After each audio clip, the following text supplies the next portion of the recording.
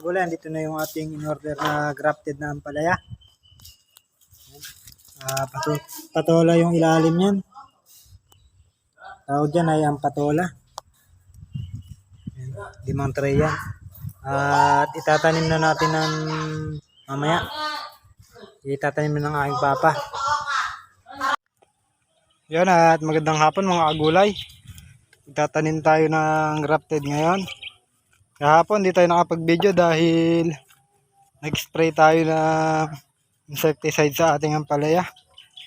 O tara, samahan nyo akong magtanim ng grafted at i-share namin sa inyo kung paano. Gulay, nandito na po tayo. At ayun yung papa ko, siya yung nagtatanim. Dahil baka pag tayo nagtanim, malubog natin yung pagkakagraft niya. Dahil di pwedeng ilubog yan. Eto, Galaxy Max pa itong gawi dito. Ayan siya. Kada isang bukawi lang yung ating lalagyan.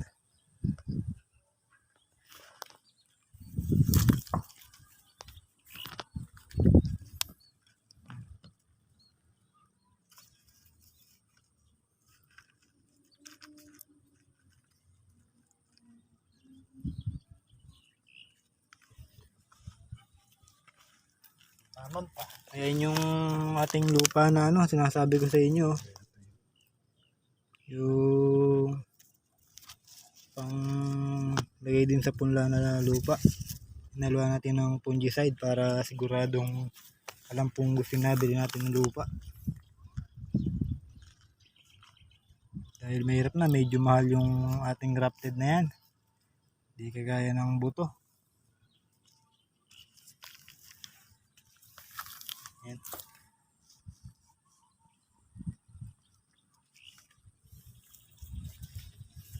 Ayan lupa. Dito natin i-clip yan. Yung ating ampalaya na yan. Dahil bawal mabali yung usbong. Yun ang isa pang importante. Pagka medyo humaba na yung kanyang usbong, i-clip na natin dito sa bukawi. Ito. Yan. I-clip na natin dito yan pagka medyo ganito nakataas. Para di malaglag yung usbong niya. Yun ang ating iingatan.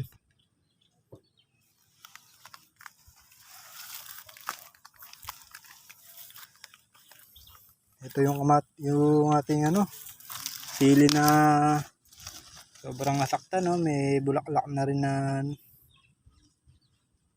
nilalaglag. Ayan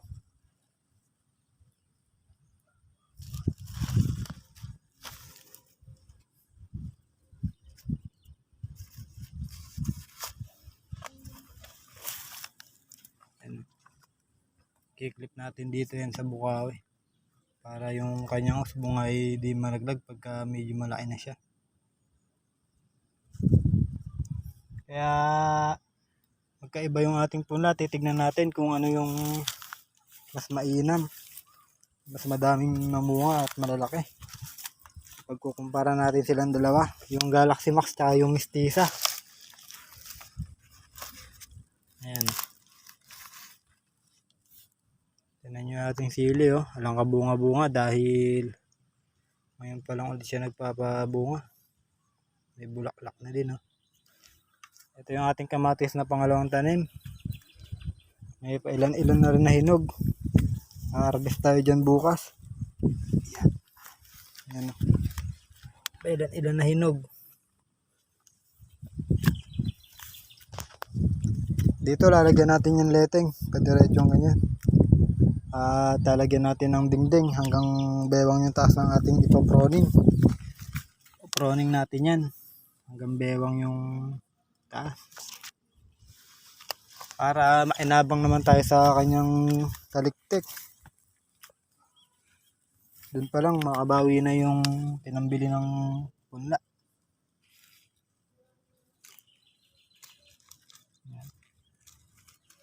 Sili natin walang kabunga-bunga. Dahil ngayon parang sumasalida ulit. Tinamaan ng sakit. natutubig.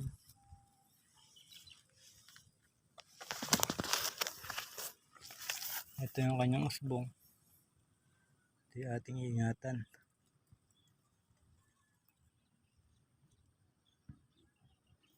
Ayan. Kasama ng stick para di malaglag yung usbong niya. Kailangan pa natin i-grip yan dahil pagka nalaglag bababali siya. Tingin ko mabilis lang naman to pa-recoverin dahil bata pa yung punlang dinala sa atin. Hindi pa ganun kaedad. Ang sili natin, no, ng kabunga-bunga dahil nagbubulak-lak na lang. Ito nga pala aming ano, yung aming pinanser, oh. Napakabait. Ayan, oh. Tanim lang ng tanim. Dumalaw siya. Apo.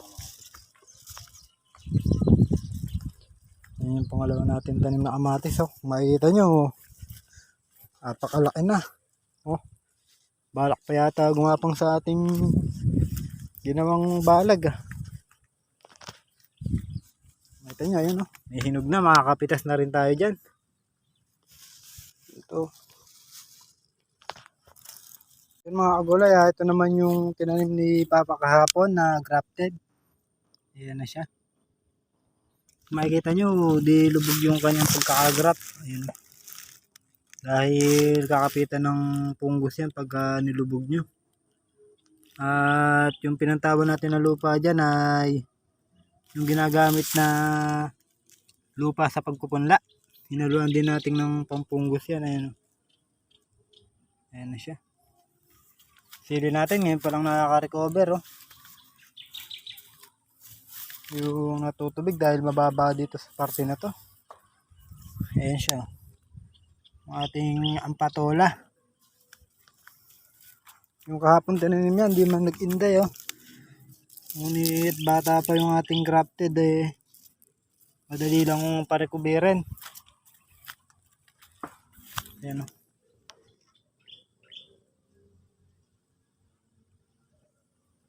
Ito yung ano, Galaxy Max. At yung sa taas doon na yung Stisa, dalawang tray. Ayan siya.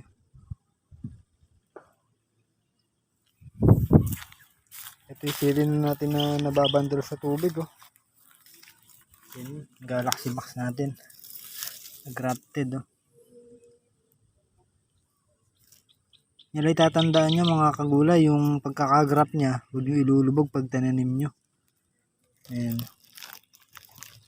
Ayan. Ito Galaxy Max to.